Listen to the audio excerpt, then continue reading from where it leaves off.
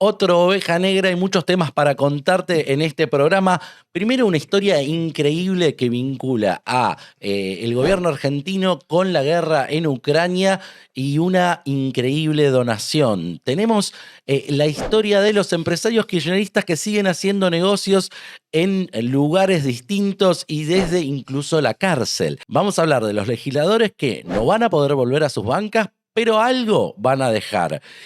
También te vamos a contar la historia de las sociedades menemistas que andan facturando en el Estado. Y la frutilla del postre, la persona que más conoce a Villarruel cuenta su historia. Esto es La Oveja Negra y empieza así.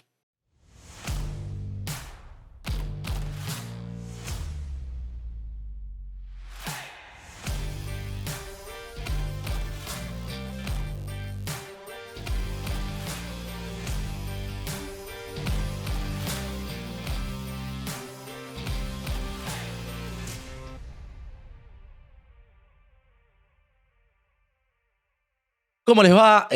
Soy Daniel Seifert, obviamente no soy María Julia Oliván, que es la conductora de este programa y a quien le mandamos un beso grande y esperamos que pronto se recupere. A María Julia la operaron ayer jueves, ¿no? Sí, ayer jueves, así que nada, sigue con su recuperación y queríamos decir que la queremos mucho y que acá le estamos haciendo el aguante en este programa La Oveja Negra, que es la nave insignia, la escuelita de la nata aquí en Border Periodismo, y estoy con el tridente de lujo en la mesa a mi izquierda, el señor Emiliano Russo. ¿Cómo le va? ¿Cómo andás, Dani? ¿Todo andás? bien? ¿Todo bien, Franco? Y al frente del señor Russo está Franco Maceo. ¿Cómo le va? ¿Todo bien? ¿Tiene un buen día hoy? ¿Le anda el reloj todo? ¿Te anda bárbaro? Bueno, buenísimo. Fíjate el plano del micrófono. Voy a hacer como Julia. Plano del micrófono, así se escucha muy bien, la voz fuerte. Ahí está. Bueno, vamos a arrancar el programa de hoy en esta gala. Viste que estoy más serio. Hoy estoy más formal, así no me critican las musculosas, que van a volver, porque yo soy rebelde y hago lo que se me canta, así que volverán. No, que no te muestro, porque no quiero mostrarte mis senos, así que no. Por pudor. Pudor, soy pudoroso en el fondo. Pero vamos a empezar con la información. Tenemos una historia, pero de esas que son increíbles, que son para una película. Hay películas, hay sagas de películas como Misión Imposible. Bueno, nosotros este tema lo hemos llamado Donación Imposible, y nos inspiramos para esta historia que nos trae Emiliano Russo, que involucra helicópteros. Sí, bueno, el año pasado nos enteramos, obviamente por decisión del propio Javier Milei, del alineamiento de Argentina a favor de este país europeo que, bueno, que está siendo invadido desde 2022. De Ucrania estamos hablando. De Ucrania, ¿no? De Ucrania. Más allá de los vaivenes que hubo después por un cierto realineamiento de Donald Trump, hace poco Milei volvió a ratificar el alineamiento con Zelensky, el presidente de Ucrania, en esta guerra que está librando con la Rusia de Putin. Claro. Bueno, de hecho, Zelensky fue, creo que, el primer mandatario que visitó a Milei, digamos. Sí, estuvo en la Asunción, después se vieron en una cumbre de la paz en Suiza, en una de las giras que hizo el presidente el año pasado. Y bueno, más allá de estos vaivenes que hubo con cierta votación en la ONU por una decisión del gobierno de Estados Unidos, en general Argentina ha apoyado a Ucrania y la sigue apoyando. En ese marco, el año pasado había trascendido de que Argentina tenía la intención de donar 2 helicópteros Mi-17E. Ahí tenemos imágenes. Que Argentina los compró en 2011, son de la Fuerza Aérea, y finalmente... Son para transportar personas, ¿no? Sí, transportar personas y material. Se han utilizado para transportar efectivos que han ido a la Antártida, a las bases argentinas en la Antártida, por ejemplo. Y bueno, había la intención de donarlas. Trascendió el año pasado en distintos medios, muchos vinculados al tema militar, que Argentina tiene intención de donarlos a Ucrania en el marco de este alineamiento que tiene el país. Una jugada fuerte. ¿No? Porque, digamos, donar armas en un conflicto bélico es tomar una postura un poco mayor a un apoyo diplomático y demás. Rápidamente el gobierno lo salió a desmentir. Y yo ahora, obviamente, cuando nos pusimos, digamos, a armar esta noticia, también consulté a la cartera que conduce Luis Petri, y me volvieron a ratificar que todo eso fue mentira el año pasado, que finalmente no hubo donación. Y averiguando, de hecho, en este momento los 2 helicópteros en cuestión están en un lugar que se llama Área Material Quilmes, que es una base de la Fuerza Aérea ahí en el sur del conurbano, donde se hacen refacciones y se guarda distinto tipo de armamento.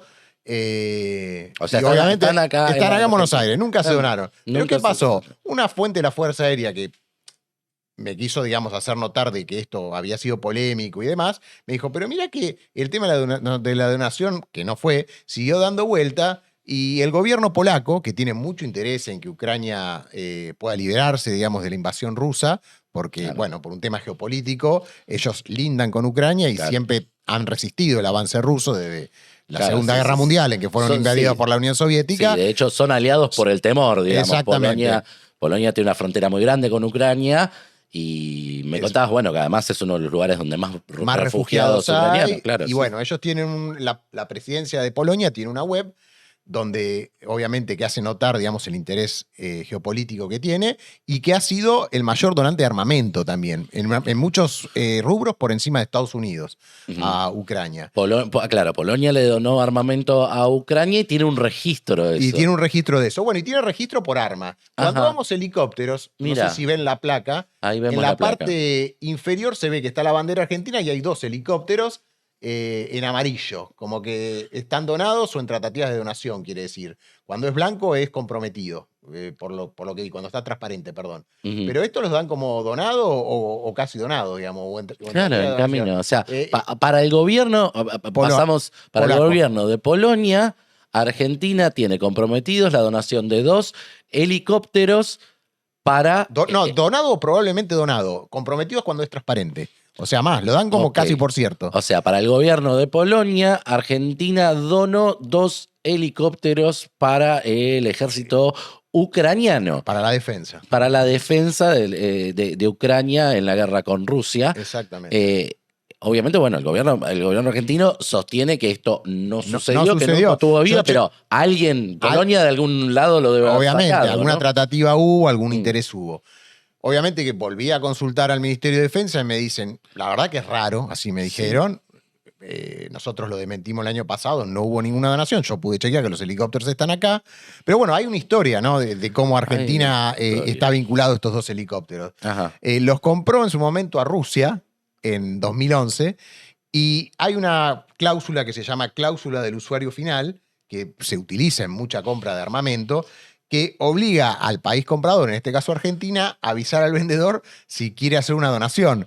En este caso sería muy difícil que Rusia, como vendedora, acepte que Argentina le done a Ucrania, con la que está en guerra.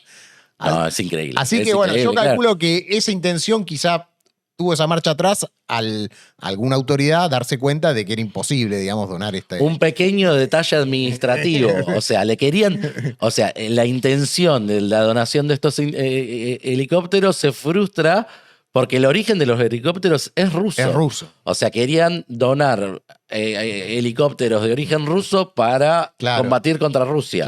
Claro. Me decían que estos helicópteros se usan, por ejemplo, en Rusia para ir a Siberia, por eso acá lo han usado para la campaña antártica. Y bueno, obviamente en Rusia, en la guerra de Ucrania también hay sectores que claro, y además para el traslado de tropas, sirve. Es muy útil para la guerra. El pequeño detalle era que querían usar las armas de Putin contra Putin, y eso parece ser que no pasa ni siquiera... la administración de una guerra. Pequeño detalle. En este momento están en Quilmes, no están operativos, me dicen, salvo uno que quizá lo levantan para que tenga algunas horas de vuelo, pero en general no están operativos. Pero bueno, la cuestión es que, como contamos, era imposible la donación. Yo tomé algunas notas de la web esta oficial de Polonia, donde dice que ellos somos quienes hemos donado la mayor parte de la cantidad de armamento pesado, y también Polonia es uno de los países que mayor cantidad de refugiados ha acogido en términos absolutos. Obviamente que ahí hacen notar su interés en que obviamente que Zelensky se pueda liberar del yugo ruso. Y bueno, no me dejó de llamar la atención en base a Es que no es menor, es una página oficial. Que ellos crean que se ha donado 2 helicópteros cuando no lo es. Claro. Y que era imposible que lo hubiesen donado, ¿no? Es un registro que seguramente Putin debe tener en mente también. Sí. Saber quiénes le están aportando para el conflicto bélico en contra de él debe ser un dato que debe tener en cuenta. Y hablando de tema helicóptero, me puse a averiguar, ¿no? Porque obviamente en este caso no están operativos, pero ¿qué pasa con los helicópteros de presidencia? Claro. Que casualmente, obviamente, no están siendo utilizados y hay gente de Fuerza Aérea que obviamente está a cargo del mantenimiento y de su conducción. Bueno, están en la Quinta Olivos, hay 2 helicópteros Sikorsky. Están en la quinta. Sí. Están en la quinta. Y lo que me han contado es que por una cuestión de mantenimiento, los hacen volar, obviamente con los pilotos, sin Milei, sin Karina, ninguno del círculo íntimo presidencial los utiliza, pero por un tema de mantenimiento los tienen que usar, porque si no, obviamente se mejoran y después el arreglo es mucho mayor. Obviamente que tiene consumo de nafta y lo que sea, porque aunque Milei no los use, son parte de los bienes argentinos y hay que usarlos.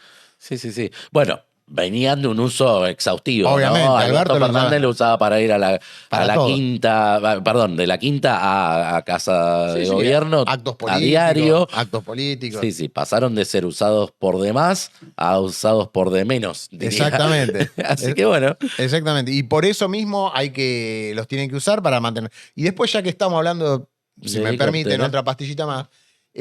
Bueno, a fin de año llegarían nuevos aviones de los F-16 que compró la Fuerza Aérea. Claro, los aviones los de Top Gun Petri. Exactamente, los supersónicos que se los compró Argentina-Dinamarca, pero en realidad son estadounidenses, pero creo que es por las trabas que pone Gran Bretaña, Argentina tuvo que hacer ese tipo de operación. Sí. Y me decían que obviamente se están tratando de adecuar las pistas de aterrizaje porque esos aviones necesitan una pista especial. Claro. Pero también hay un tema que se da un poco en el marco de este uso acotado que tiene el gobierno de los gastos, ¿no? De esta restricción de gastos. Me decían que cada F-16 tiene un costo de $10.000 la hora. En cuanto a que, no solo en cuanto a combustible, en cuanto a adiestramiento de los pilotos, mantenimiento y bueno, y acondicionamiento de los aeropuertos. Hay un promedio que sacan los ingenieros y demás, que son $10.000 la hora. Por avión, imagínate, van a ser creo que 18 aviones. Sí. Dice, ¿Argentina estará en condiciones de invertir semejante cantidad de dinero en el mantenimiento y en el uso de estos aviones? Que fue una decisión de Estado, ¿no? Modernizar la Fuerza Aérea. Bueno, ese es el gran interrogante que por ahora... Sí, bueno, de hecho no ha desglosado presupuesto, una de las cuentas pendientes que tiene el gobierno, que ya empieza a tornarse en reclamo, es que no ha presentado presupuesto. Se creía, de hecho, al comienzo del gobierno habían dicho que incluso con un ajuste del Estado iban a priorizar áreas como defensa y seguridad, así que se presume que si en algún momento se arma un presupuesto van a ser 2 áreas con una mejoría importante en fondos en términos reales. Eso recuerdo que fue como uno de los primeros comentarios cuando se prorrogó el presupuesto. Sí, yo había hablado en su momento con la Comisión de Presupuesto de Diputados, donde está José Luis Esper, y me habían dicho lo mismo, que seguridad y defensa era una de las áreas prioritarias. Claro. Para este 2025. Veremos qué pasa.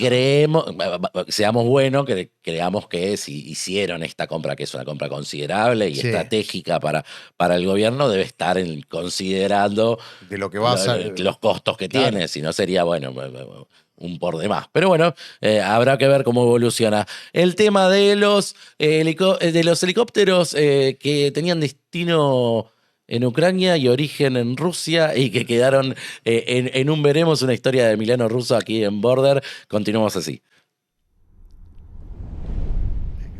Y los empresarios kirchneristas perviven en sus intenciones de subir el monto de sus arcas, y hay un empresario que tomó algunas decisiones en su grupo, en su emporio, podríamos decir, empresarial. Estamos hablando de Cristóbal López, uno de los empresarios pingüinos más destacados y más beneficiados en los gobiernos tanto de Néstor como de Cristina Kirchner. Hace muy poco enrocó la cúpula de su empresa, tomó las riendas de vuelta de los medios, tal vez con alguna inquietud o necesidad necesidad de rectificar alguna que otra línea editorial, corrió a su socio Fabián de Sousa, que estaba con una sintonía incluso más que él cercana al Instituto Patria. Y ahora él volvió de Sousa a las empresas más frías, a las empresas más estratégicas, entre ellas una que se llama Alcalis de la Patagonia, una empresa que tiene una producción muy específica y es una empresa estratégica. Y allí Emiliano Russo encontró las reservas de Cristóbal, así le contamos, le presentamos este tema y nos va a contar detalles de lo que encontró en Río Negro. Estamos hablando de la provincia de Río Negro. Sí, así es. Bueno, la empresa esta, Alcalis de la Patagonia, el PAT, como se la conoce por las siglas, produce carbonato de sodio, es una producción estratégica, como decías, Dani, es la única productora de acá de América Latina, o sea que es importante estratégicamente para el país. Uh-huh. Pero parece que por un tema de costos entró en crisis y el gobierno de Río Negro salió a asistirla financieramente. Un tema de costos. A ver, pongamos contexto. Está siendo prolijo y profesional, Emiliano. Yo le voy a poner un poco más de picardía a este comentario porque, digamos, si tenés la exclusividad de la producción de algo que es requerido para la industria, es muy difícil que te entre en crisis, salvo que armes las condiciones como para que el funcionamiento de una industria se ponga crítico para que alguien venga y te salve. Digamos, la famosa estrategia del empresariado prebendario que busca que el Estado le cubra los costos que realmente tendría que cubrir él. Esa es más o menos la traducción de este panorama, y ahí entró el gobierno de Río Negro. Alberto Beretignek, que es el gobernador de Río Negro, lo asiste financieramente porque, bueno, en la empresa decían que era muy difícil la continuidad en este contexto, y decidió darle más de 4.000 millones de pesos. Claro. Es de mayo a septiembre, acá tenemos una placa, le va a dar 793.300 millones de pesos. Esto es información oficial. 793 millones... 300.000 pesos, perdón. Ya era demasiado. Sí, pero igual es bastante plata. En total es verdad, me equivoqué. En total son más de 4.000 millones. Y de esto nos enteramos porque obviamente hay referentes de la Libertad Avanza que están denunciando de que obviamente Cristóbal López, además de tener un bien estratégico en esta empresa, es dueño de un emporio. Además es un monopolio en Latinoamérica. O sea, ¿por qué el gobierno de Río Negro lo tiene que asistir financieramente? Recordemos que Cristóbal López, digamos, lo conocemos por los medios como C5N, tiene esta empresa, tiene petróleo. Ha tenido... Bueno, sí, tiene intereses en petróleo, tiene estancias, y produjo hasta dulce de leche y aceite de oliva, ahora ya no lo hace, pero el main core, el negocio padre que tiene son los casinos también. Claro, una cadena de casinos importantísima, Casino Club, que es lo que lo hizo famoso y millonario a Cristóbal López. Bueno, la diputada Lorena Villaverde, que es una diputada de la Libertad Avanza Nacional y es referente ahí en la provincia patagónica de la fuerza que conduce Karina Milei, obviamente que salió a denunciar esto después que se publicó este lunes en el boletín oficial de ahí de Río Negro, y obviamente que dice que en vez de la provincia auditar y obviamente controlar de qué forma entró en crisis la empresa, decidió subsidiar con esta fortuna. Claro. Obviamente que dice que es plata de los argentinos que va a parar el bolsillo de López. Yo obviamente consulté al gobierno de Río Negro. Ellos me dicen que era una situación supuestamente de emergencia, que hay 1.000 puestos de trabajo directos e indirectos en el este, en la parte atlántica de la provincia, que estarían en peligro si cerrara la planta. Es raro, como decís, es un monopolio que tiene. Sí, también tiene esa cuestión. Beretilnec no es particularmente un gobernador que se lo pueda catalogar de kirchnerista. Sí. No sería justo decirle eso. No. Pero bueno, ese plan, no quiero decir extorsivo, pero ese plan de, bueno, si no me ayudás, dejo tantas personas sin trabajo condiciona a los gobernadores, porque vos decís, bueno, quizás tengo un problema y me dejas un pueblo sin laburo, porque seguramente en el pueblo rionegrino donde está la planta de Alpat, mucha gente debe vivir de esa planta, porque debe ser el mayor contratista que hay para dar laburo, y es condicionante, ¿no? Obvio.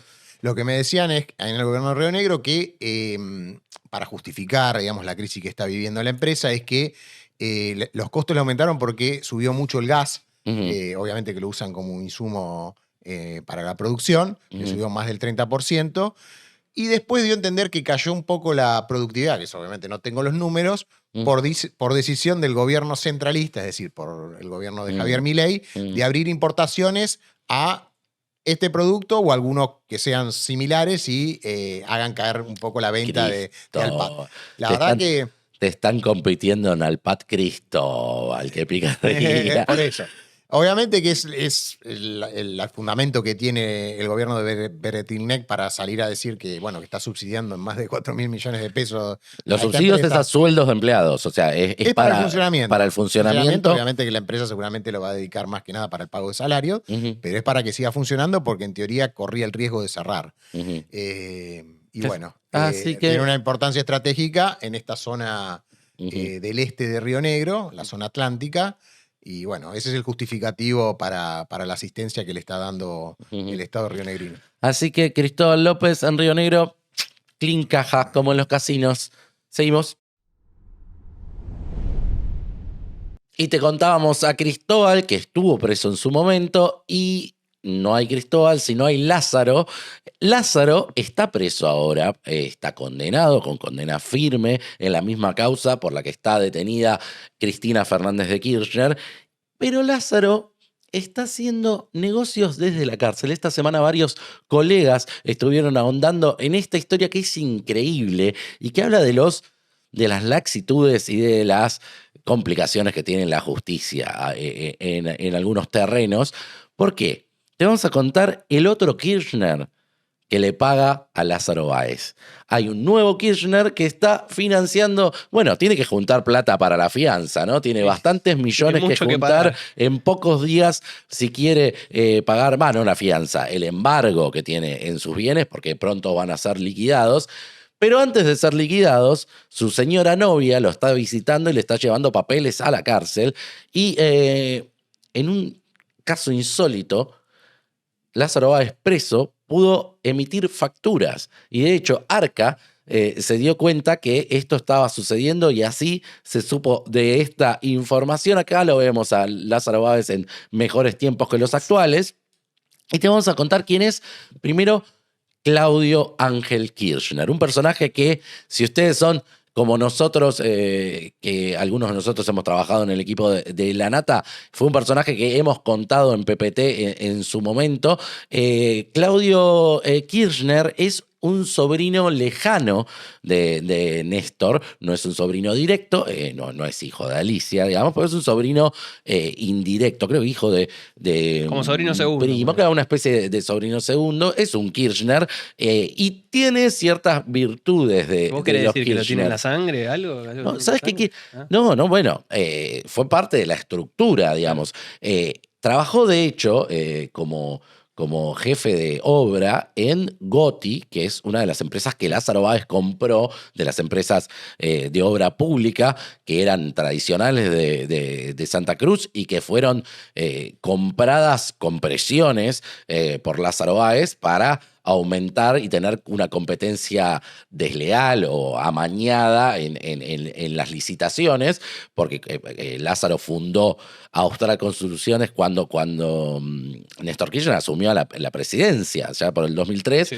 Él creó su empresa Austral y Austral fue comprando, Lázaro fue comprando sellos competidores, entre ellos Goti. Y Goti tenía de empleado a un Kirchner, que fue un informe que hizo PPT hace varios años, creo que 2012 fue ese informe, que relataba la existencia de este personaje no tan conocido, que lo vamos a ver en una de las pocas imágenes que hay de él, de Claudio Ángel Kirchner, este joven, que ahora no debe ser tan joven, Bueno, resulta que el hombre estaba trabajando para Lázaro por un lado, había creado su propia constructora que se llamaba RA, que había conseguido varias licitaciones en el Pago Chico, en Río Gallegos y en otras partes de Santa Cruz, y como frutillita del postre había sido uno de los tantos beneficiados del loteo del Calafate. En Calafate poco más se remataron terrenos. Bueno, él había conseguido un lote pagando el metro cuadrado a 7 pesos. No estamos redondeando. 7 pesos con 50 centavos pagaba el metro cuadrado en el Calafate, un negoción que hicieron la gran cúpula del kirchnerismo, de hecho, desde los Kirchner en sí mismos hasta Sergio Berni, pasando por el entonces intendente del Calafate y también Claudio Kirchner. ¿Pero por qué lo traemos a colación a Claudio Kirchner? Por 2 cuestiones. Primera, porque se supo que Claudio Kirchner hoy en día es funcionario provincial en un gobierno que no es el de Alicia Kirchner. No es Alicia Kirchner quien lo puso, es el gobernador Claudio Vidal, que es un hombre independiente, tiene designado, acá vamos a ver el boletín oficial donde está la designación, a Claudio Kirchner en un cargo en el Ministerio de Salud, en una dirección de infraestructura, siempre cerca de una cajita, un Kirchner. O cerca de algo que tenga que ver con obras. Claro, con obras, con billetes, con licitaciones. Ahí está. Esto es una rareza que esté ahí. Kirchner, realmente habría que ver qué explicación le puede dar esto si es que lo sabe y que no haya sido una capa del Estado. Sí, porque encima Claudio Vidal es bastante crítico del. Sí, habría que ver. No lo he escuchado a Claudio Vidal explicar o tomar medidas al respecto de esta designación, que es bastante polémica ya de por sí. Pero más polémico es lo que se supo. Es que hablábamos de las facturas en la cárcel de Lázaro Báez. Bueno, esta factura, que vamos a ver acá, por casi 600.000 pesos, ahí tiene algunos detalles. Primero, bueno, es una factura a nombre directamente de Lázaro Báez, que es una rareza ya de por sí. Segundo, si vemos el detalle, la fecha es ahora. Fue emitida hace unos días. Vos llegás a ver la fecha, 2025, 2 de julio. 2 de julio de 2025, esta factura. Lázaro Báez estaba preso. Estaba preso. Es raro que para la justicia, un gran mensaje para la justicia, si tienen a alguien que está condenado por corrupción, que tiene embargado todos sus bienes y que los bienes tienen que ser rematados para que devuelva la plata que se robaron al Estado, mínimo tienen que pedir un pedido de suspensión de quit. Porque ya que la roben en blanco es un montón. Porque esto es un delito adicional. Está alquilando un bien embargado. No puede explotar los bienes embargados. No los podría estar alquilando. Y esta encima factura lo blanquea. Está... Qué bueno, no paga los impuestos, ahora vamos a decir. Qué bueno, Lázaro Báez está pagando sus impuestos con los bienes embargados. Esta es una factura por un alquiler que es increíble. Tiene un detalle que es de esos mágicos, del kirchnerismo mágico para el latrocinio. Así como decíamos que Austral Construcciones fue creada a 2 meses después de que asumiera Kirchner, que no existía como empresa y de pronto se volvió la dueña de...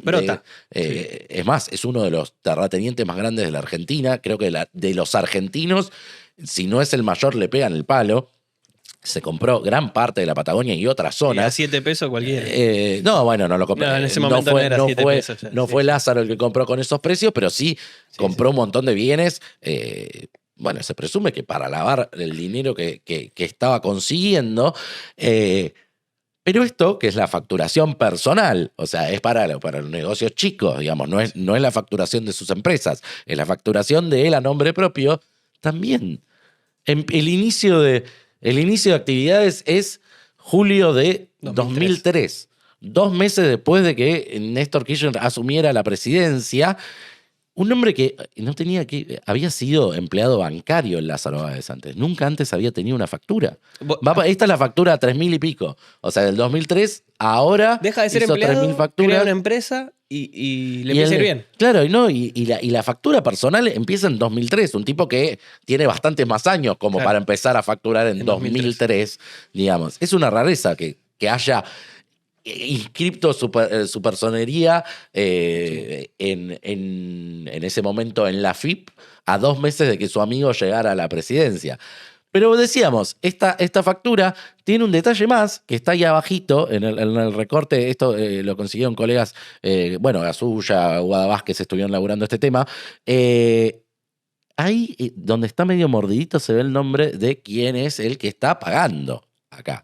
Y es Claudio Kirchner. Resulta que Claudio Kirchner, que antes fue empleado de Lázaro, ahora es uno de los que le alquila una de las casitas en Río Gallegos, donde al parecer está residiendo para cumplir con sus funciones en el estado provincial, y paga esto de alquiler, 600.000 pesos de alquiler en esa casita que está entrando detrás las rejas. Así, corres una reja, pasás la factura y llega a Lázaro, que factura desde la cárcel en esas cosas insólitas que solo pasan en la Argentina.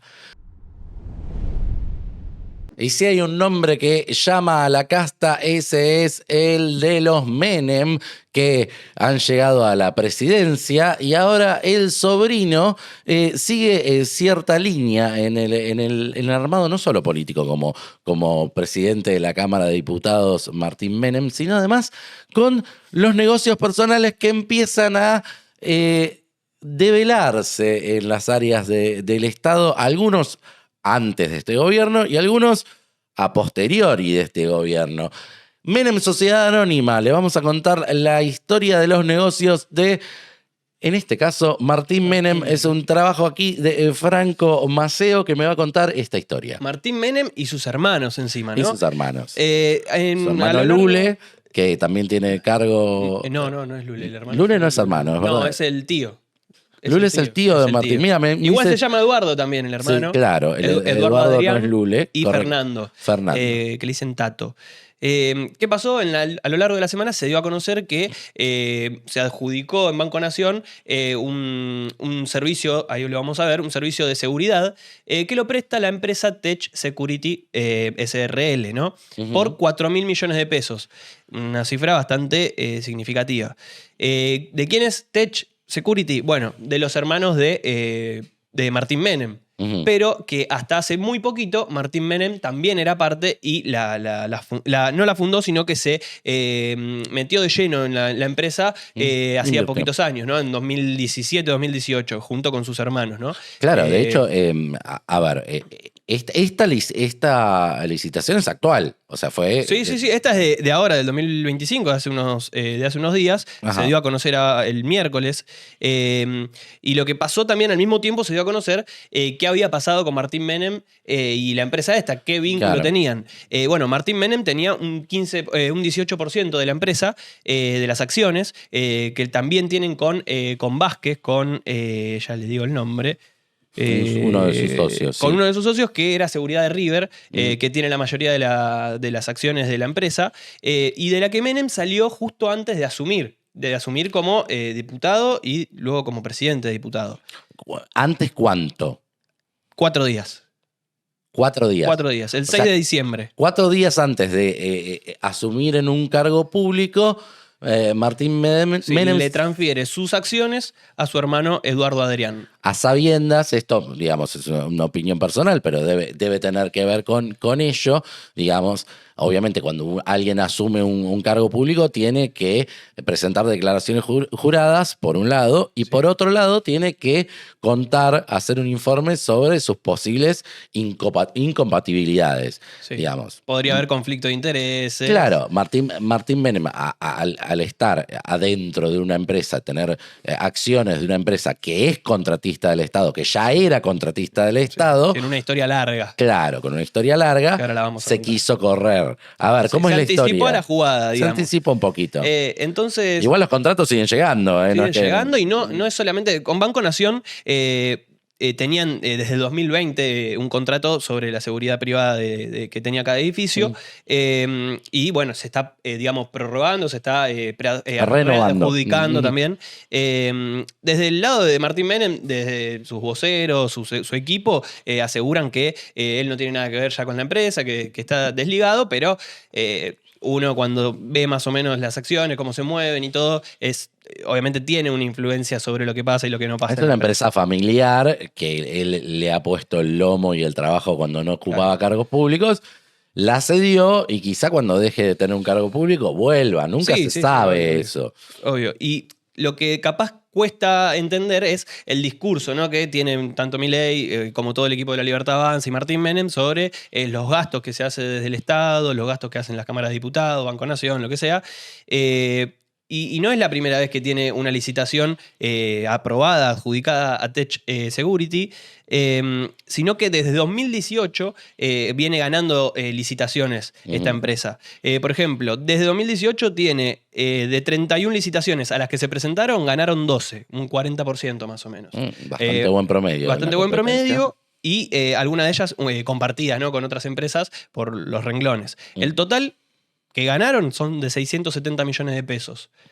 Por lo menos de las que tienen con aquellas áreas de gabinete, ministerios. Por ejemplo, muchos son con el Ministerio de Cultura, otros tantos son con la Superintendencia de Riesgo de Trabajo, después tienen una con las fabricaciones militares.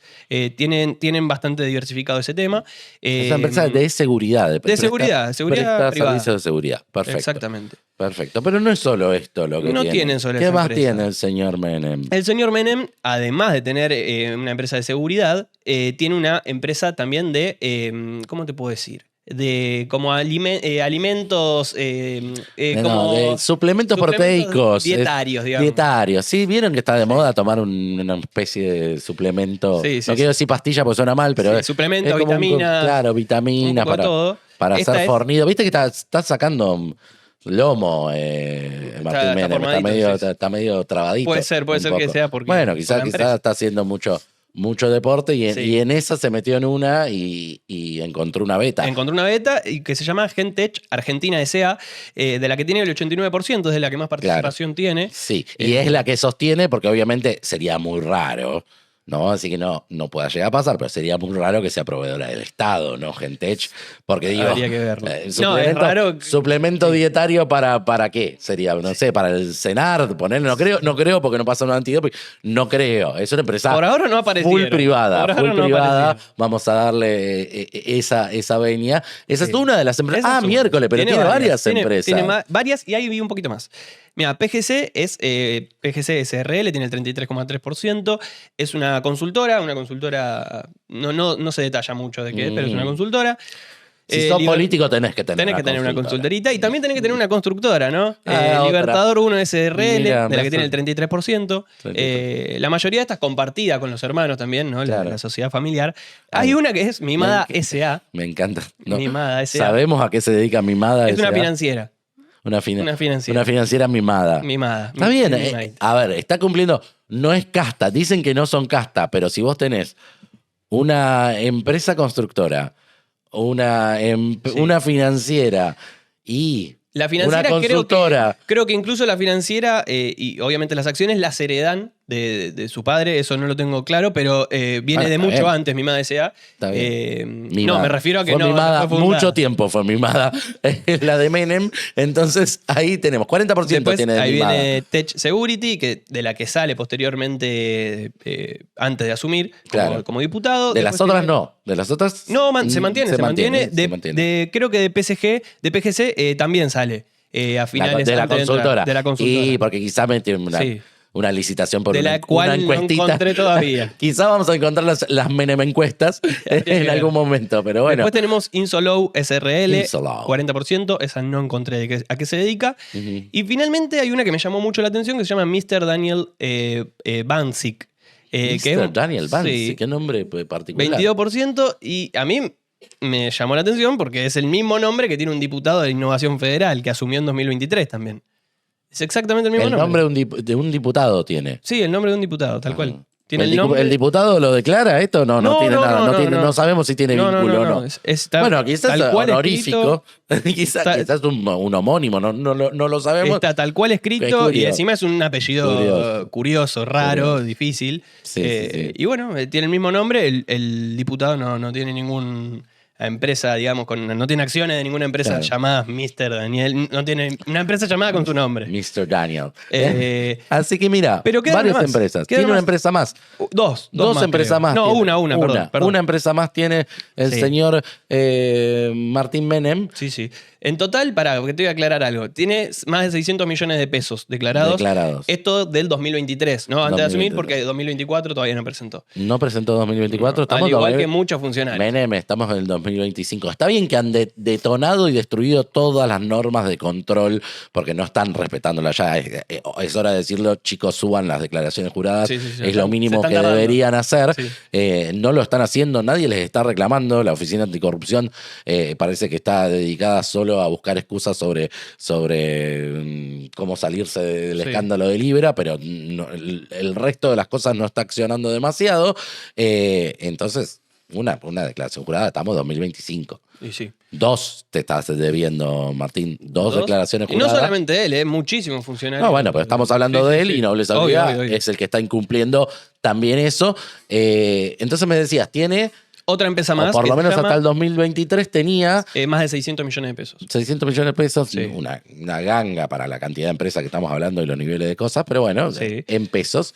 ¿Qué más tiene? Y tiene TR Nutrition, SRL, del 50%. TR Nutrition es otra de las que tienen que ver con estas cosas. Sí, de suplementos, vitaminas. Claro, las Sporty. Tal cual. Que fue creada en abril de 2024 y su socio, el que tiene el otro 50%, es Sergio Andrés Aguirre, no sé si te sonará, que es dueño de HTech Innovation. También con este juego de Tech. No, espera, la creada en 2024 es HTech Innovation. Ah, ok. HTech Innovation es del socio. Son socios Martín Menem en esta empresa Nutrition. Bien. Y Aguirre creó ahora. HTech Innovation. Hace pocos meses, un año. Hace un año creó HTech Innovation, un nombre parecido, ¿no? Martín juegan con eso de Tech. Tiene dos con Tech y sí, esta que no es... Martín Menem no está en esta empresa, pero Aguirre se dedica a servicios de... ¿De seguridad también? No. A servicios de computación. Hace como data, esas empresas de tecnología, de soporte técnico y demás. Sí. Y tiene algunos contratos. Entre ellos tiene, se supo una investigación en el diario La Nación que recibió 2 pagos por 48 millones de pesos en Osprera. ¿Qué es Osprera? Osprera es la obra social de la UATRE, de uno de los sindicatos más grandes. Rurales. Claro, uno de los sindicatos más populosos de la Argentina, que está intervenido por el gobierno.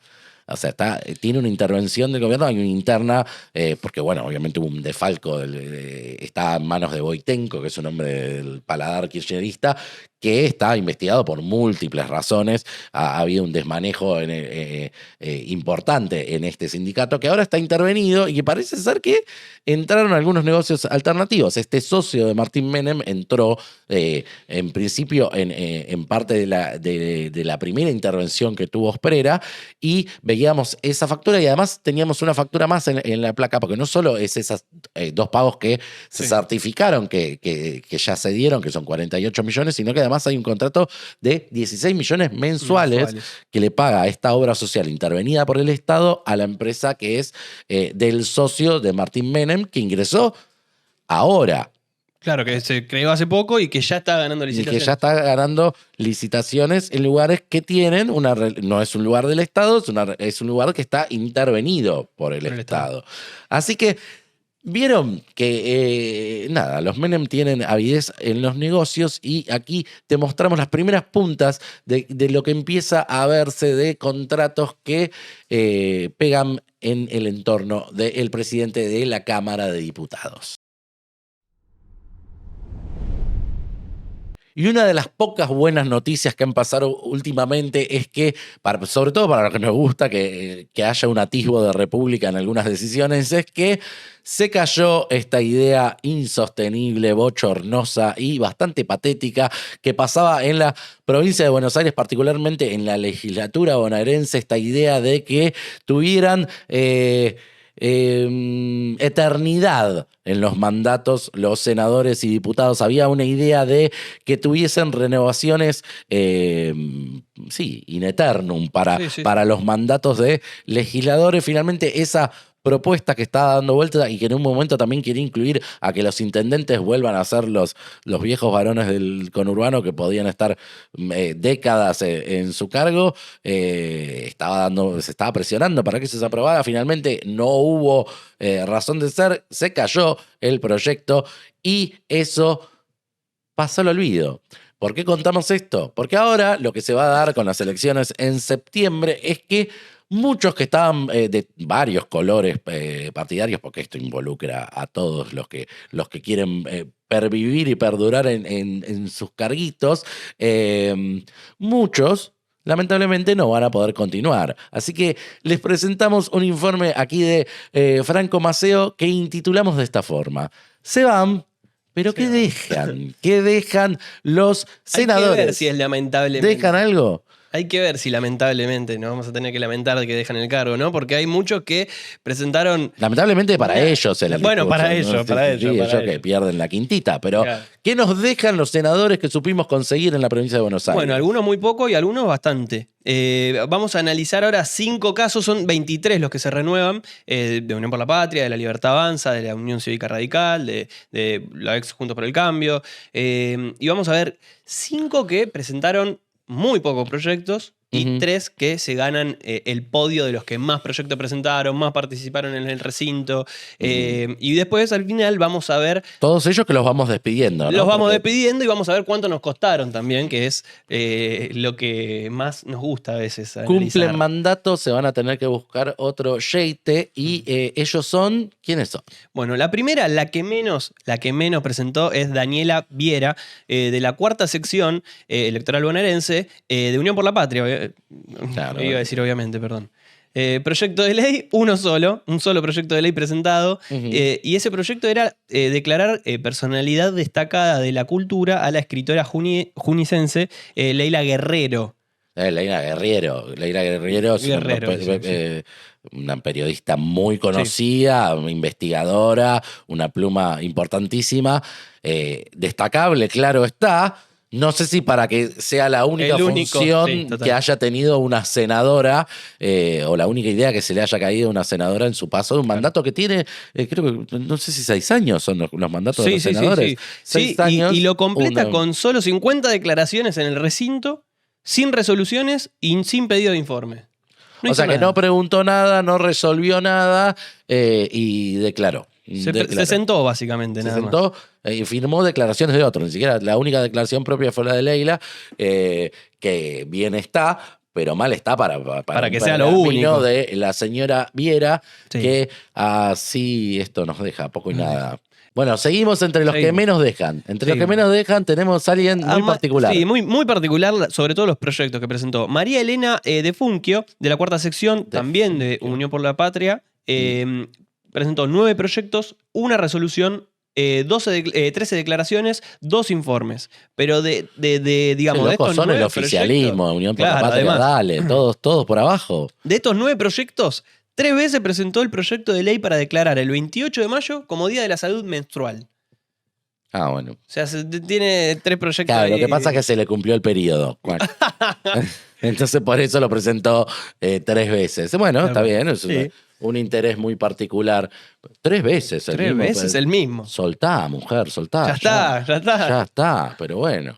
Encima no le dieron bola, en particular tienen la mayoría y no le dieron bola. El siguiente es Pablo David Obeid, de la 5ª sección, también de Unión por la Patria, que presentó, bueno, ya es un poco más digno, presentó 10 proyectos de ley, una resolución y hizo 38 declaraciones. Igual, 10 proyectos de ley, está bien, 6 años. Hay que ver de qué son. Por ejemplo, presentó 2 veces un proyecto de ley para establecer la promoción, difusión, protección y fomento de la producción artesanal de bebidas espirituosas. Un hombre cervecero, quería, claro, bebida espirituosa. Está preocupado por el contenido Hay que ver que etílico, se artesanal. cataloga, no solo como No, espirituosa. bebidas espirituosas son bebidas alcohólicas, digamos. Solo alcohólicas, Sí, alcohólicas. La siguiente es María Teresa García, de la primera sección, también de Unión por la María Patria. Teresa García, cuadro fuerte en la provincia. Sí, María en la provincia de Buenos García, Aires. claro, sí. Un Ella cuadro presentó conocido. 11 proyectos de ley, Ujú. 4 resoluciones y declaró solamente 11 veces. Ujú. Entre estas presentaciones que hizo, presentó 3 proyectos de la expropiación de inmuebles de los partidos de San Isidro, Tigre y Chivilcoy.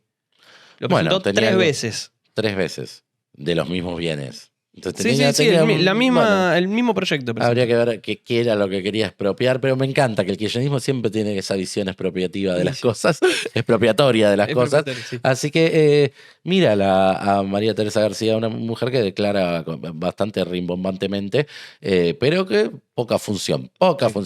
En el top de abajo, en la funcionalidad para el Senado bonaerense. ¿Quién más? La siguiente, Eugenia Gil, de la Unión Cívica Radical, de la cuarta Radical. sección Radical, la primera Radical.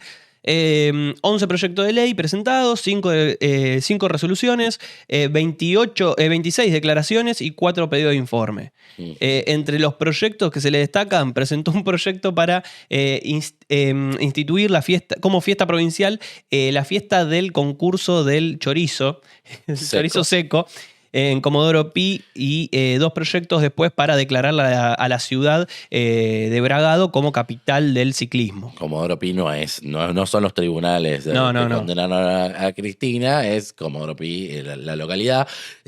Me mata que ya están evolucionando en esto de los festivales, ya no es la fiesta del chorizo, es la fiesta del concurso del seco. chorizo. Tiene esa El aclaración chorizo final. seco, bueno, el chorizo seco es una Se ¿cómo se presta. llama? Un embutido que muy desarrollado en la provincia de Buenos Aires.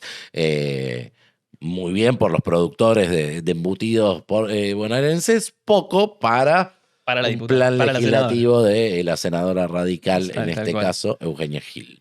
Después tenemos ya a los que generan, a los que van a crear el podio de los que más presentaron proyectos. Tenemos el de Flavia Del Monte, también de la UCR, de la quinta sección, presentó 86 proyectos de ley, Bueno, 2 resoluciones, 149 declaraciones y 19 afirmó todo, declaró. Nada, todos personalidades ilustres. Declaraciones son eso: personalidad ilustre, beneplácito por algo, crítica a otra cosa.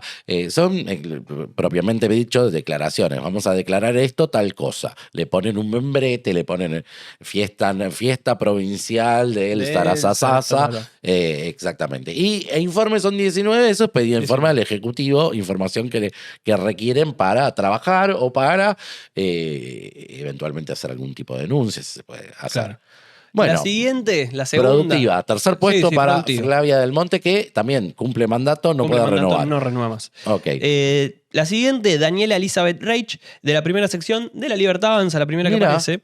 97 proyectos de ley, 4 resoluciones, 189 declaraciones y 26 informes. Daniela Reich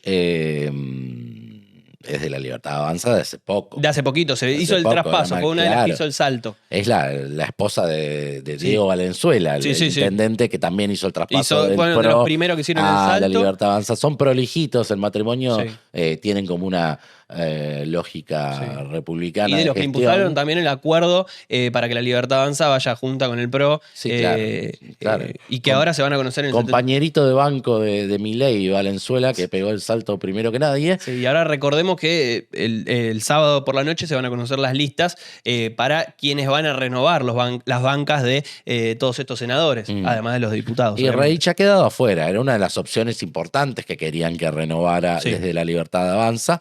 Obviamente, siendo la esposa del intendente, tenía muchas posibilidades de tener una posición importante, pero bueno, nobleza obligada. Valenzuela es un tipo bastante republicano en su discurso, o sea que no creo que tenga inconveniente de que su esposa no pueda renovar, particularmente en esta vez. Seguramente va a seguir militando próxima, capaz. desde algún lugar, pero medalla de plata en su actividad Sí, de los está que en el top vencen. 3 de los mayores presentadores de proyectos. Muy y bien. el primero, Marcelo D'Aleto, de la UCR de la cuarta sección, Ajá. que presentó 207 proyectos de ley, Un montón. 390 declaraciones y 10 informes, pedido de informe al Ejecutivo. Mira, un Que radical ganó. O sea, el radicalismo y la libertad avanza llevándose la mayor cantidad de la productividad. Tampoco decimos, que habría que desmalezar trabajo, un poco, es su pero bueno, trabajo. está bien. Eso, Sí, obvio. por lo menos, Nobleza Obliga han Hay que hecho, destacar también lo en que su hacen bien trabajo. el laburo. Sí, está bien.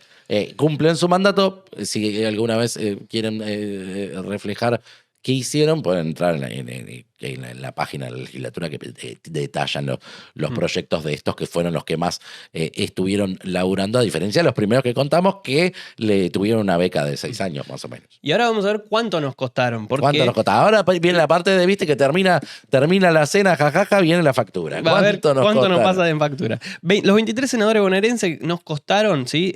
Esto según el presupuesto 2023, porque es el último que se conoció, el último presentado y el último además actualizado, que en total entonces nos costaron 557 millones por año, todos ellos, digamos, estos 23 senadores. Bueno, y en total nos costaron, por estos 6 años de mandato, 3.342 millones de pesos. Estos 23 senadores que ahora van a ser, obviamente terminan su mandato y van a ser reemplazados por quienes ganen en las secciones.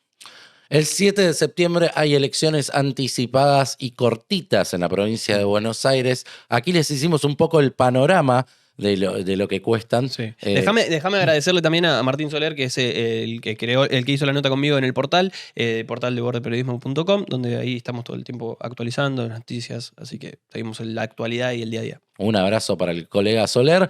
Y como te decía, 7 de septiembre hay elecciones cortitas, porque la política así lo deseó, porque intentan sus maniobras, y va a ser una elección local en la provincia de Buenos Aires, un hecho inédito. Y yo sé que da mucha fiaca ir a votar y que se vienen viendo enormes cantidades de ausentismo, pero la verdad hay que hacer el esfuerzo e ir a votar para impedir y empezar a desmalezar que te pase que una persona esté rascándose 6 años en una banca solo porque uno no le pone el ojo a las funciones que tiene que cumplir. Entonces, hay que votar en la provincia de Buenos Aires, mal que nos pese, en el sentido de que es otra elección medida solo para los políticos, pero bueno, hay que poner el granito y así hay que hacerlo. Barrida, y seguimos aquí en Border. Y la semana pasada acá en La Oveja Negra te contamos la historia, la trama, el secreto de Victoria. Esa novela que terminó con una acusación de traidora que le puso el mote nada menos que el presidente Milei a la vicepresidenta. Y ahora vamos a continuar porque sigue siendo el personaje enigmático de la semana, Victoria Villarruel y sus vicisitudes. Y te vamos a hablar un poco de sus planes políticos, y le pusimos esta hermosa carátula a este tema: el Frente para la Victoria. ¿Qué ideas políticas se está tratando de construir Victoria Villarruel al margen de la libertad avanza, al margen de todos los puentes rotos que tiene con el gobierno nacional actualmente? Y yo estuve tratando de averiguar un poquito. Y casi siempre viste que cuando alguien queda medio en situación de paria, que lo corren, Victoria Villarruel tiene una ventaja que otros no tienen, es que su cargo es electivo y nadie la puede echar, porque si no, seguramente ya lo porque está en un lugar intentado incómodo, hacer. además. Sí, está en un sitio. Sí, igual está incómodo, pero no tanto. Le gusta un poco el rol a Villarruel de polemizar y de tener cierto peso en la agenda, incluso con sus silencios o con algún mensajito. Porque ella agarró, se fijó sus archivos y desempolvó un mensaje que, leído esta semana, tiene otra interpretación. Escuchemos a Victoria Villarruel. Le tengo miedo solo a 2 cosas. 1, como católica, perder el alma.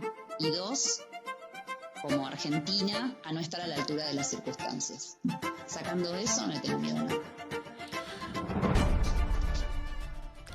Sacando eso, no le tengo miedo a nada, tiró en la misma semana, esto era un archivo, recordamos, Sí, lo viejo, reflotó. lo reflotó, lo refritó, casi como una contestación al traidora de Milei, diciendo, bueno, yo no le tengo miedo a nada, y de vuelta erigiéndose en este raro lugar de defensora de las instituciones que ha reconstruido Villarroel sobre sí misma. Y yo decía, bueno, hablamos del Frente para la Victoria, este juego de palabras con el sello tradicional del kirchnerismo. No vamos a decir que como el gobierno está diciendo que tuvo prácticas kirchneristas, Victoria Villarroel, no es la idea, es un juego de palabras, Sí, pero sí. sí está teniendo algunas vinculaciones con otros que han quedado afuera. Y me contaban, por ejemplo, que hay no voy a decir un puente, pero hay como un caminito hacia otro personaje que está entre los libertarios Blue en la provincia de Buenos Aires.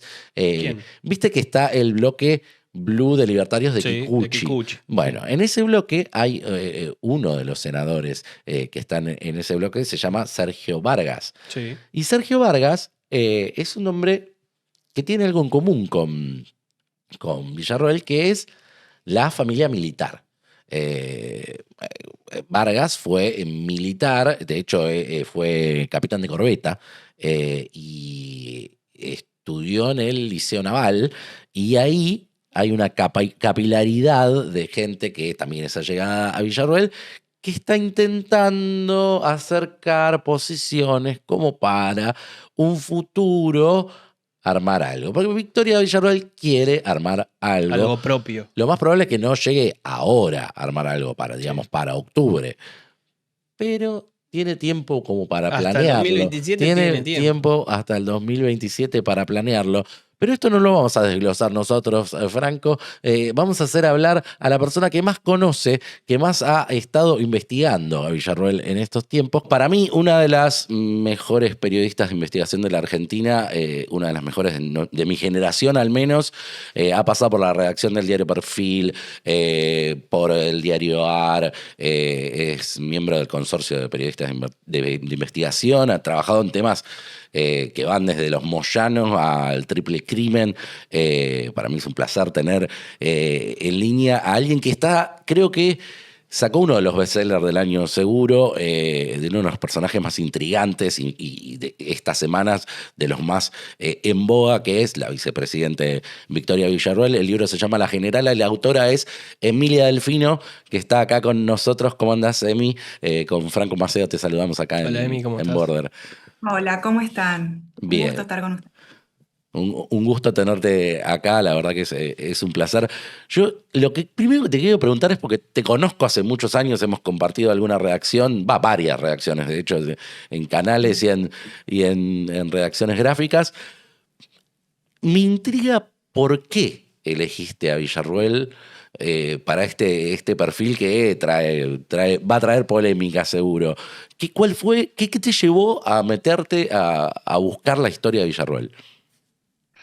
Bueno, vos sabés que al principio me preguntaba, ¿voy a poder tener? Ella es muy joven, acaba de cumplir apenas 50 años, el 13 de abril, y me preguntaba, bueno, ¿voy a tener material como para un libro contundente, digamos, alguien tan joven? Uno dice una biografía de alguien de 50 años, le restan muchísimos años por vivir y por hacer cosas, y cuando te empezás a meter en la historia ves que hay una profundidad y hay realmente un personaje, como vos decías, intrigante, enigmática, con secretos y con ambiciones de poder. Y lo que me llevó sobre todo es que hoy, si bien para el gobierno ella está, si el gobierno quisiera tenerla fuera del Ejecutivo, pero no puede echarla, como lo ha hecho con otros dirigentes de su espacio, es una persona que llegó de la mano de Javier Milei al poder y que quiere quedarse, y que representa un montón de cuestiones que estaban muy tapadas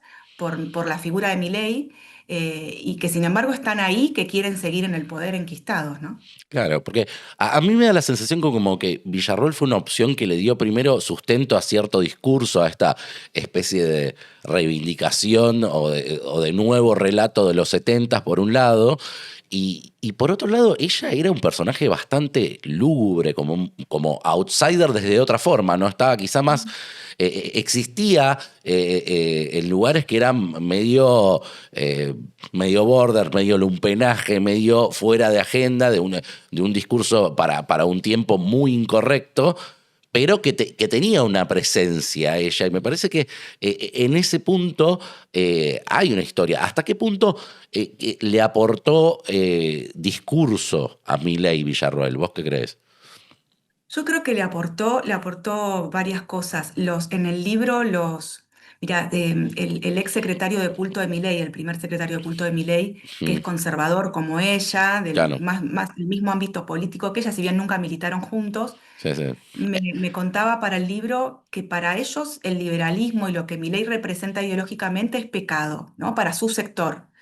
Sin claro, embargo, él terminó siendo funcionario de Milei. Y claro, que Villarroel venía un poco a lavar a Milei de esos prejuicios de un sector de la derecha más conservador, tradicional, nacionalista, y sumarle esos votos en la elección, tanto de 2021 como de 2023. Pero había también otra característica de Villarroel que ellos rescatan, los conservadores, que es que para mucha gente, incluso no conservadora y no de derecha, Villarroel aportaba lo que le faltaba a Milei o compensaba esta cosa de esta imagen más racional, más equilibrada, más sí, equilibrada incluso hasta emocionalmente, y que bajaba la imprevisibilidad del presidente o del candidato a presidente en su momento, ¿no? Como que equilibraba esa fórmula para que sea un poco más aceptable para mucha gente. Sí, perdón, ¿no? Dani,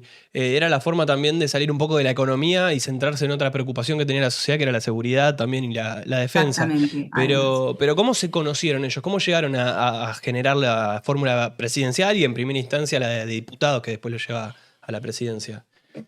Los junta el contexto. Eh, los une el Tienen el espanto, gobierno. podemos decir.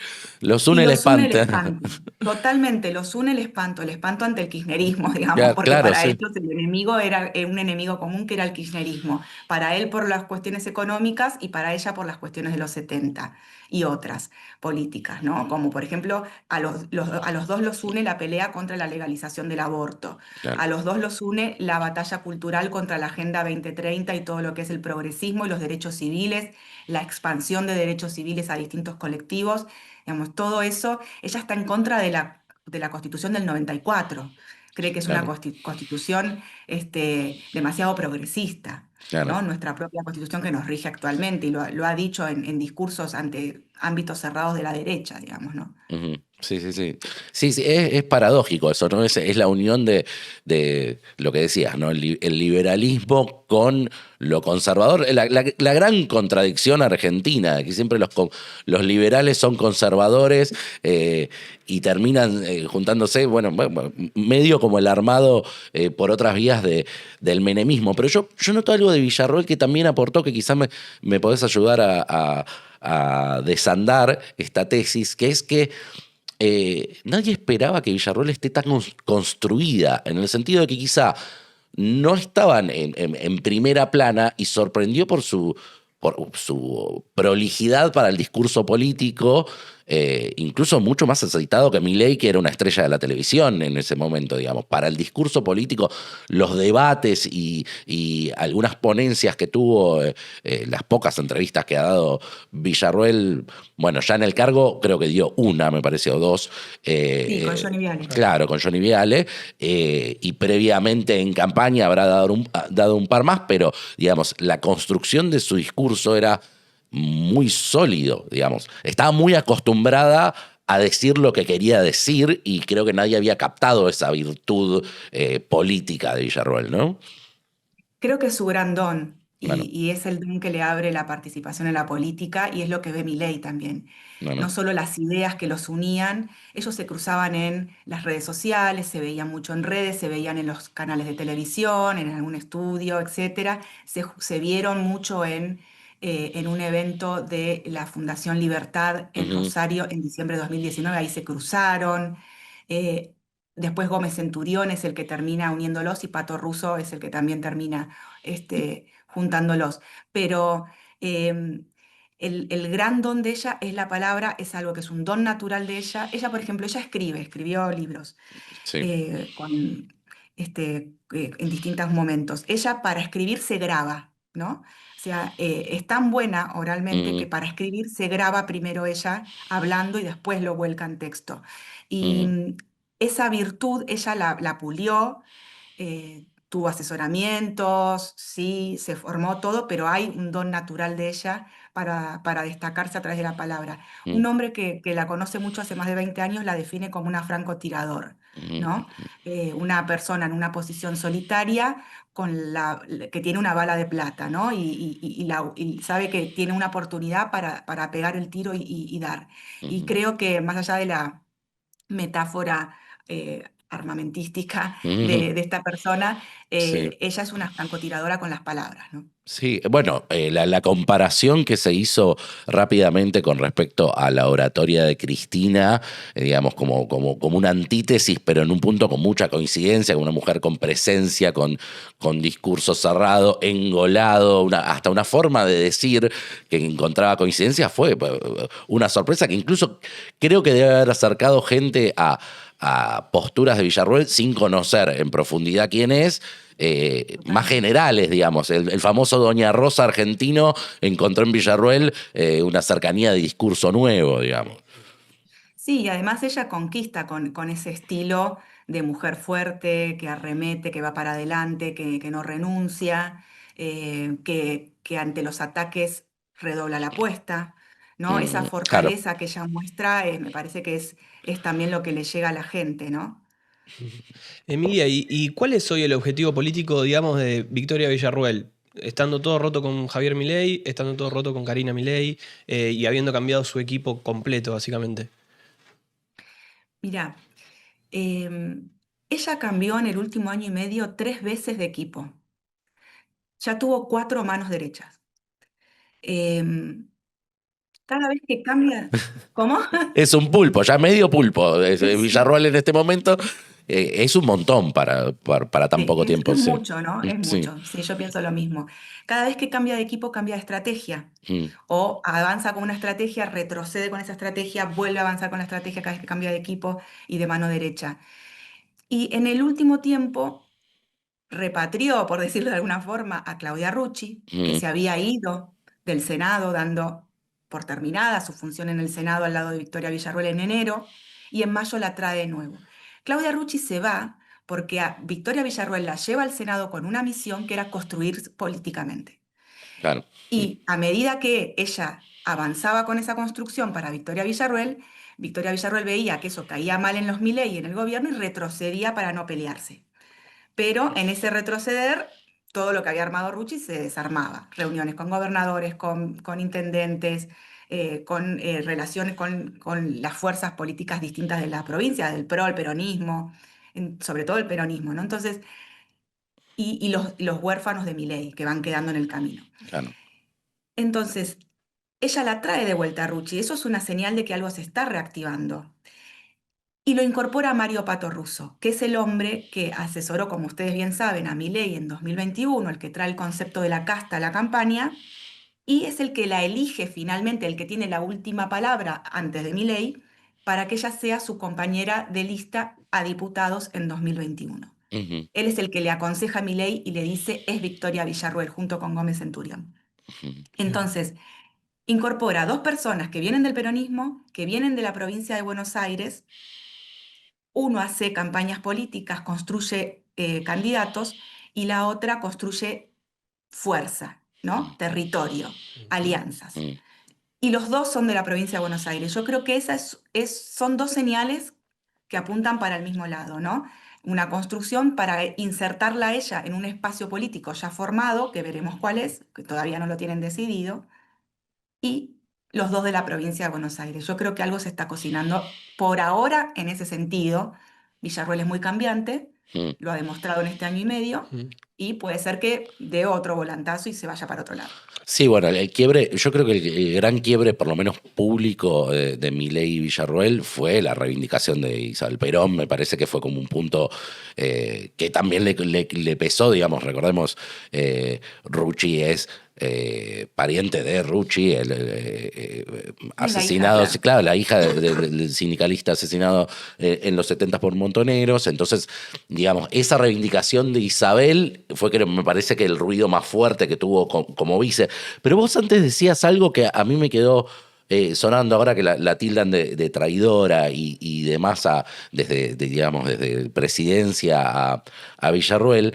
Decías esto de que ella, digamos, cuestionaba la reforma constitucional. Yo podría ser un poco más audaz y decir, bueno, quizá cuestiona otras constituciones, digamos. No sé si siempre el discurso de Villarroel ha estado abrazado a la democracia en sí, y sin embargo ahora está erigida como ella misma, incluso como en una postura que ha tomado deslizando mensajes como la última frontera democrática, la mujer que garantiza que el poder legislativo tenga institucionalidad y que tenga cierta independencia del Ejecutivo, digamos, un rol como una reivindicación de lo institucional, cuando el discurso de origen fue siempre muy lejano a las instituciones democráticas. ¿Viste, encontraste algo de ese viraje en Villarroel?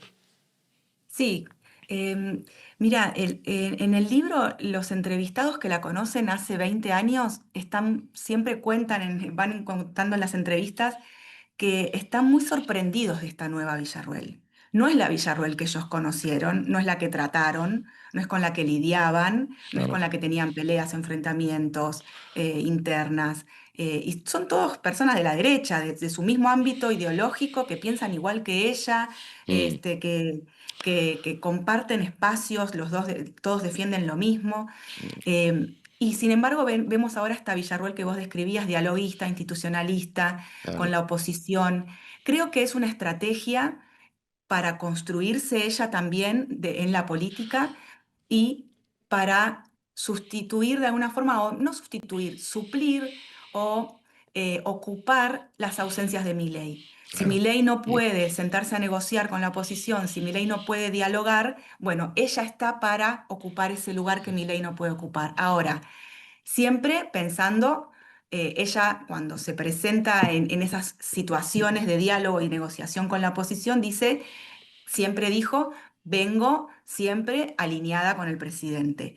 Pero del otro lado, del lado del presidente, no pretendían que ella fuera eh, delegada del presidente o que Claro. tuviera poder propio para sentarse a negociar y después ir en representación del presidente a hablar. Nunca nadie le quiso dar ese lugar, y ahí es donde ella empieza a quedar desdibujada. Y Santiago Caputo empieza a cumplir ese rol de vengan a negociar conmigo, que los senadores vengan a la Casa Rosada a hablar conmigo, no con Villarroel en el Senado. Bien. ¿Y qué tan cierto es este acercamiento al peronismo que se le machaca tanto desde el oficialismo, digamos? Mira, siempre quedó ahí como un halo de sospecha, de halagos por parte de personajes como Guillermo Moreno hacia ella, y ella dando el gesto de Isabelita Perón, haciéndole este homenaje que cayó incluso hasta, no mal, pero raro. Antipático. Sí. Sí, en algunos sectores incluso peronistas tradicionales, conservadores, del peronismo clásico, que dijeron, bueno, una cosa es poner el busto de Isabel Perón en el Senado, todo bien, pero ya irla a visitar, llevarle una placa, hablar con ella, mostrarse en la foto, ya era mucho hasta para ellos. Sí, una audacia, igual una audacia política, ¿no? Nadie se había animado a tocar a Isabel, digamos. El peronismo la escondió a Isabel Perón. Exactamente. Digamos, es una reivindicación muy audaz. Se puede tener 1000 críticas, digamos, pero que es una audacia de ponerla en cámara, en foco a Isabel Perón, es innegable, digamos. Fue una movida política. No, pero incluso Pato Russo fue asesor o asesora actualmente a Guillermo Moreno también, o sea, abiertamente fue también asesor de peronista. Moreno, Claro. sí. Entonces me parece que la incorporación de Russo y la reincorporación de Rucci tienen que ver con ese acercamiento al peronismo. Claro. Ellos son de ese espacio. con sus diferencias también, no es que son idénticos ideológicamente, No, son obvio. muy diferentes. De hecho, te digo, Pato Russo está muy bien alineado con Villarroel, Claro. sobre todo en lo que tiene que ver con los 70, la batalla cultural, Claro. eh, las posiciones más extremas de la derecha. Y Rucci, a Rucci nunca la hemos escuchado, al menos públicamente, reivindicar el terrorismo de Estado, así con esas palabras, digamos, ¿no? Claro. No, pero sí tiene una agenda Cuidan. conservadora, una agenda Sí, conservadora claro, clara, sí. antiaborto, Sí. digamos, sí, esa Sí, es sí, una sí, postura totalmente conservadora. es. Sí, sí, es lo que el kirchnerismo llama el peronismo de derecha o la derecha, y ellos dicen es el único peronismo que existe, somos nosotros, digamos, ¿no? Esa pelea siempre entre el peronismo, entre sectores del peronismo. No obstante, la otra cosa que misteriosa, que el halo de misterio que se le daba entre los vínculos de Villarroel era Macri también. El otro gran fantasma era que Villarroel estaba operando para Macri contra el gobierno, digamos. ¿Ahí encontraste alguna capilaridad, algún vínculo? Mira, hay muchos mitos, de hecho, hasta se publicaron reuniones de ella con Macri en el sur, en la Patagonia, que no existieron. ¿Qué Bueno, pasó? Coincidieron. Ella estaba en el mismo lugar al mismo tiempo que Macri estaba en el sur.